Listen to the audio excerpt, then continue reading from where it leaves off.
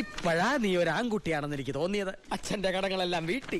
ഇനി നിനക്ക് ഈ നാട്ടിൽ നെഞ്ചു വിരിച്ച് നടക്കാം. ഇത് നിന്റെ വസ്തുവിന്റെ പ്രമാണം ഒറിജിനൽ.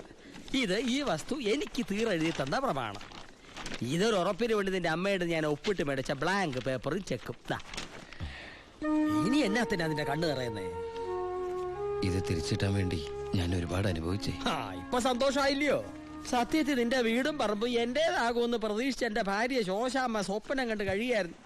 സാരമില്ല, ഞാൻ അവളെ പറഞ്ഞ് മനസ്സിലായിക്കൊള്ളാം. ആവശ്യം വരുമ്പോ നീ വീണ്ടും എന്റെ അടുത്ത് വരുമെന്ന്. ഈ എലുമ്പനത്തിനാ എന്റെ ബാക്കി നിൽക്കുന്നേ. അന്ന് വന്നപ്പോ പറഞ്ഞില്ലേ ഫ്രണ്ടിൽ കയറി നിൽക്കരുത്. അങ്ങോട്ട് മാറിയുന്നേ. ഇത് പണം വെക്കുന്ന സേവാ. അയ്യോ, കുറച്ച് നേരത്തെ പറയാറുന്നില്ലേ? എല്ലാം കറക്റ്റ് അല്ലയോ? ഒന്നും ബാക്കിയില്ലല്ലോ.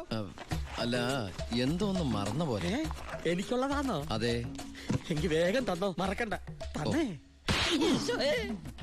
ഇപ്പോഴെനിക്ക് സമാധാനായത്. പലിശ പലിശ. അപ്പൊ എല്ലാം സെറ്റിലായില്ലേ? അല്ല, കറിയാച്ചിന് ഞാൻ തന്നത് തിരിച്ചു തരാൻ തോന്നുന്നുണ്ടോ? ഇല്ല, വാങ്ങിച്ചേ ശീലമുള്ളൂ, കൊടുത്ത് ശീലമില്ല. അപ്പൊ എല്ലാം പറഞ്ഞ പോലെ നമുക്ക് പിന്നെ കാണാം. ഇങ്ങനെ കാണാനാണ് ഇനി കാണണമെന്നില്ല. അതൊക്കെ അറിയാച്ചാ. ഇതെന്നാ ചുമ്മാ ഒരു രസത്തിന് രണ്ടടിച്ച ഒന്ന് ഫ്രീ.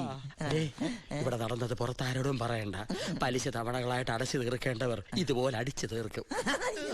ഇന്നത്തെ